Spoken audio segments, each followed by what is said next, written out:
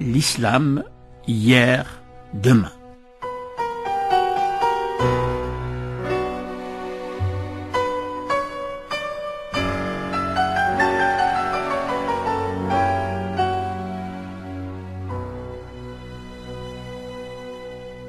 Bienvenue à tous. Nous reprenons notre enquête sur l'histoire de la pensée dans l'espace méditerranéen. Vous constatez que j'utilise le mot pensée sans lui donner de qualificatif parce que j'embrasse d'un même regard le devenir de la pensée islamique, de la pensée juive, de la pensée chrétienne et désormais, après le XVIe siècle, de la pensée moderne, laïque, qui va faire de grands sauts à la fois dans la connaissance historique, dans la construction de l'ordre politique et dans l'évolution du droit et de tous les autres domaines de l'existence des sociétés.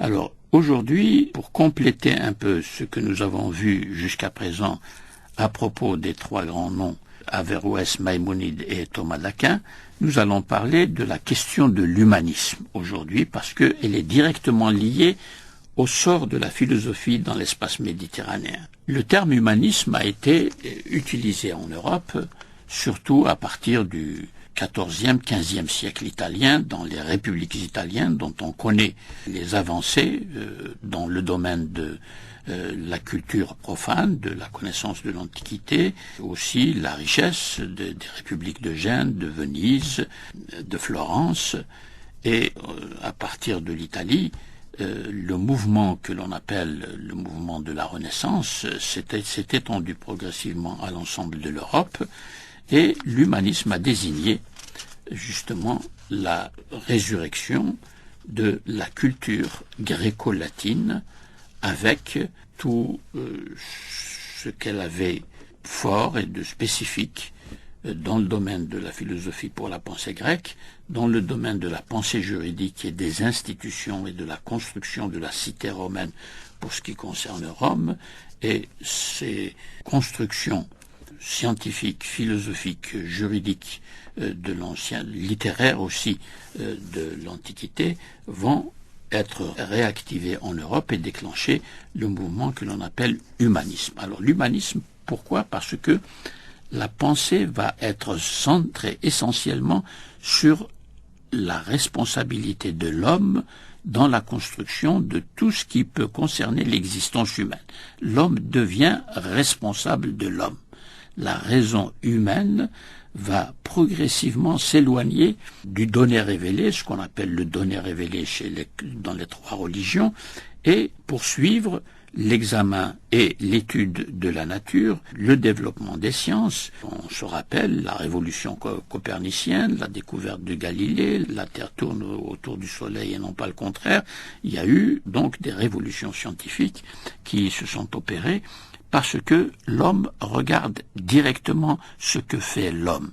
Et il le regarde d'une façon critique. Il n'a pas besoin de passer par la médiation de ce que Dieu a dit dans sa parole, de ce que Dieu a enseigné, et ça va être cette fameuse séparation entre la raison théologique et la raison philosophique qui va être accentuée par les progrès de la connaissance proprement scientifique, des révolutions scientifiques. Il va donc y avoir désormais en présence trois types de raison, trois types d'exercices de la raison.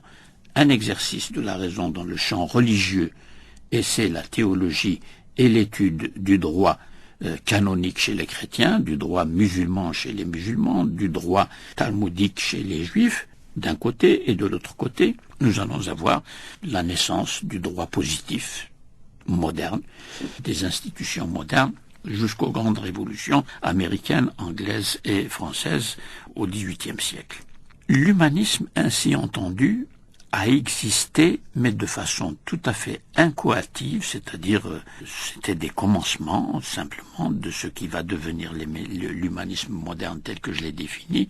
Nous voyons des traits de l'attitude humaniste se développer et se répandre dans les cités musulmanes à partir du IXe siècle et surtout pendant le Xe siècle, c'est-à-dire le IIIe et le IVe siècle de l'Hégire. Le mot humanisme aujourd'hui, nous sommes obligés de le traduire par un néologisme arabe. J'ai un livre qui s'appelle L'humanisme arabe au Xe siècle, justement, et il a été traduit en arabe, et il a fallu trouver une traduction appropriée pour traduire ce contenu de l'humanisme qui est le regard de l'homme porté sur l'homme sans passer par Dieu. C'est un regard anthropocentré et non pas théocentré, c'est-à-dire théocentré, centré sur Dieu, et anthropocentré, centré sur l'homme. En arabe, donc, le néologisme, c'est ansana, al-ansana, ce qui a trait à l'homme, ce qui concerne la connaissance de l'homme et les activités de l'homme, interprété toujours sous la responsabilité de la raison humaine. Le mot humanisme au IXe et Xe siècle, en arabe, le mot utilisé c'est adab. L'adab, en effet, dans ces deux siècles-là, a signifié l'ouverture de la raison à la connaissance de tous les domaines de la science, de tous les domaines du savoir, et à une connaissance où la raison joue un rôle majeur. C'est la raison analytique et la raison critique, la raison interrogative, voilà les traits caractéristiques de la raison humaniste. La raison n'accepte rien sous une forme dogmatique.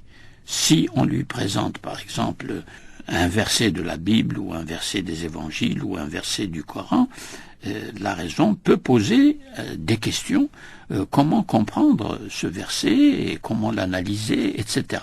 En effet, par exemple, le grand écrivain et penseur mu'tazilite al-Jahiz, au IXe siècle, avait pratiqué cette attitude et avait contribué dans son œuvre à illustrer cette attitude interrogative, analytique, démonstrative de la raison. Il ne pouvait pas évidemment mettre totalement de côté les références aux textes religieux, mais lorsqu'il fait intervenir des textes religieux, il se permettait de poser un certain nombre de questions. C'est ce que l'on constate dans ces livres, par exemple le livre des animaux, Kitab al-Hayawan, ou bien Tarbi' al-Tadwir, qui est un livre où il pose uniquement des questions, mais il les pose d'une manière extrêmement malicieuse, justement pour introduire sous une forme à la fois incisive et ironique, parce que l'ironie lui permettait de faire des avancées dans l'usage de la raison pour échapper aux critiques des théologiens conservateurs, en particulier de son contemporain Ibn Qutayba, qui a écrit des critiques sévères à l'égard de ceux qui justement prenaient ce chemin-là de la raison. J'ai dit que Jahiz est un mu'tazilite.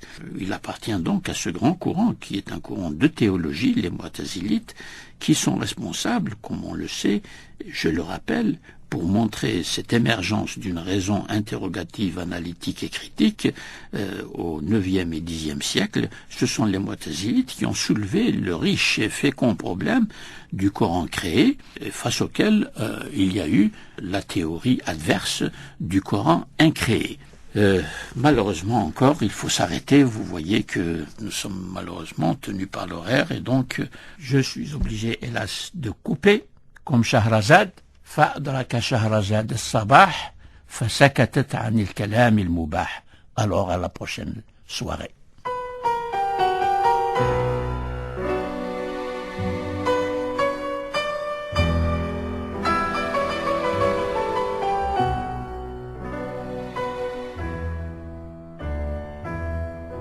L'islam, hier, demain.